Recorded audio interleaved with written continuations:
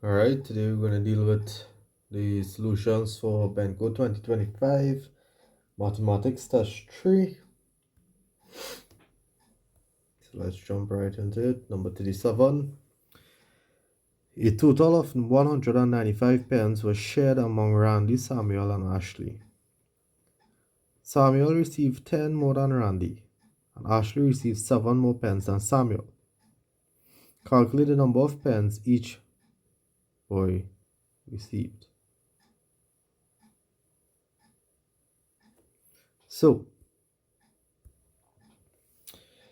we know now that this type of question revolves around unequal sharing.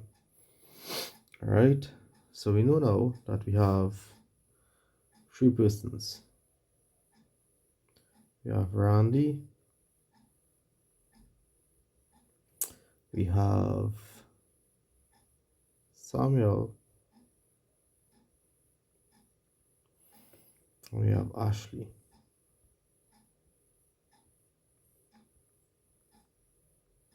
So we know that Randy received some amount, Samuel received that same amount as Randy,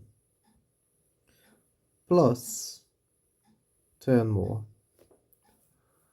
And then we know that Ashley received whatever Samuel received, which was this, plus 7 additional.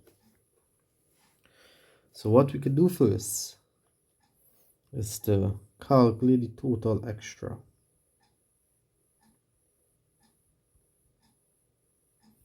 And the total extra would be the 10 from Samuel and the 10 add 7 for Ashley, which will give us 27.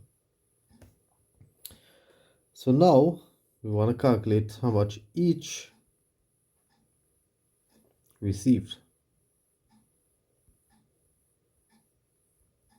And to calculate how much each received from the total, which is 195, we subtract the total extra, which is 27. That will leave us with 168 pence. From this 168 pence now, we want to divide that among the 3 people, which means that each person received 56 pence. So Randy now, he received 56. Samuel received that 56 plus 10 more, which will give us 66. And Ashley now received that 66 plus 7 extra, which will give us 73. So we know when we add up 56, 66, and 73, we got back 195. So we know that Randy received 56, Samuel received 66, and Ashley received 73. Number 38. Bob borrowed $12,000 to purchase a car. He was given the loan for 30 months at a rate of 2%. How much money did he have to repay each month? So good. Simple interest. All right, this is a simple interest question here. They gave us the principal, they gave us the rate, and they gave us the time. However, they gave us the time in months. So first, before we can calculate how much he needs to repay in total, we need to calculate how much interest is to be added on this principal amount. So simple interest is equal to the principal by the rate by the time all over 100. And in this case, since the time is in months, we put multiply by 12. So let's substitute the values. The principal amount is 12,000. Multiply by the rate, which is 2%. Multiply by the time, which is 30 months. All over 100 multiply by 12. Alright, so we could cancel the 0, cancel the 0, cancel the 0, cancel the 0. 12 into 12, 1. 12 is 10. 10 by 2 is 20 times 30 is $600 in interest to be added over the duration of time. Next, we need to calculate the total to be repaid after the 30 months. So to calculate the total, it is the principal add the simple interest, which is equal to $12,000 add the $600, which will give us $12,600. So we know now after 30 months,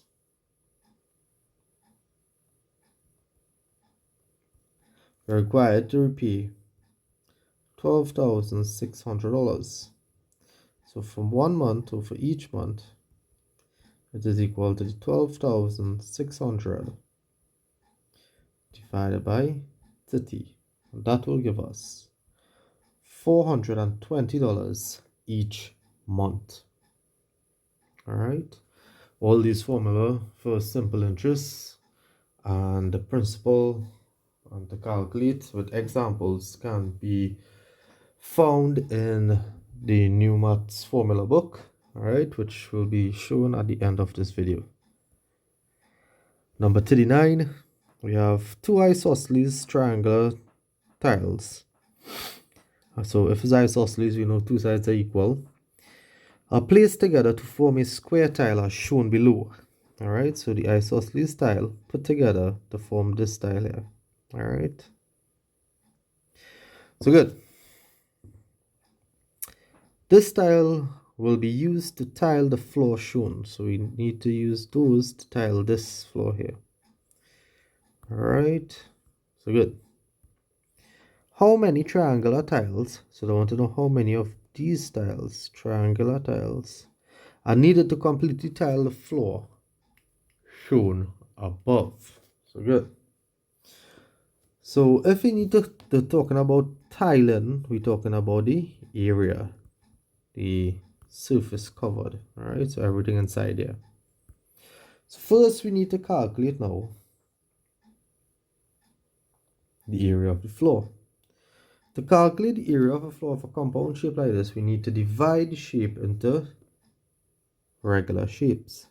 So I would split this shape here. So I would call here A, call here B. So to calculate the area of A, we realize A is a rectangle because it has a length and a width. So area of a rectangle is length multiplied by width, which is equal to 20 meters multiplied by 15 meters, which will give us 300 meters squared.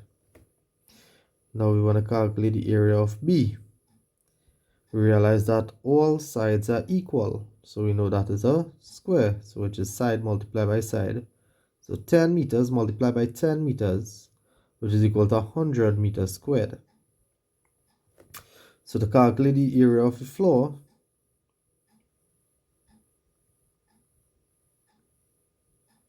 it would be the area of A, which is 300 meters squared, add the area of B, which is 100 meters squared, which will give us 400 meters squared. So good. So we know the area of this entire floor here now is 400 meters squared. What we want to calculate now is the area of one of these tiles. So we know one side is 5 meters. It formed a square. So the area of square tile will equal to side multiplied by side, which is equal to 5 meters multiplied by 5 meters, which is equal to 25 meters squared. So what we want to do is to calculate now the number of tiles that could fit into this floor. So number of tiles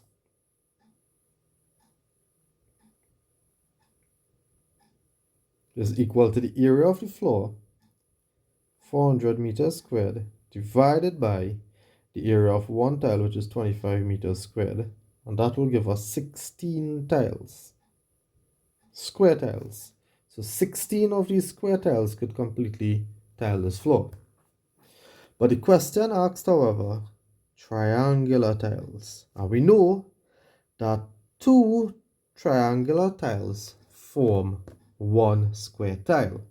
So the number of tiles that will be used would be the 16 square tiles multiplied by 2, because two triangular tiles form one square tile. So 16 multiplied by 2, which is equal to 32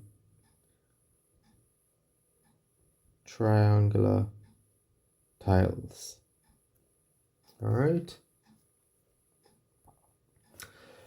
Number 40. Alfie has had a total of 175 apples. The bar graph shows the number of apples he sold over 5 days. Alright, so we have the x and y axes representing different data. What percentage of the total apples was not sold? So we know the total, which is 175, and this here represents the number of apples sold. The question asks now, what percentage of the total apples not sold? So we need to calculate how many apples were not sold. All right. So total, so let's do it on the side here. So first we need to calculate the total sold. And to calculate the total sold, we just add up all the figures on the graph. So which is 25, add 35, add 5, add 15, add 25. That will give us 105 apples sold. So now we want to calculate not sold.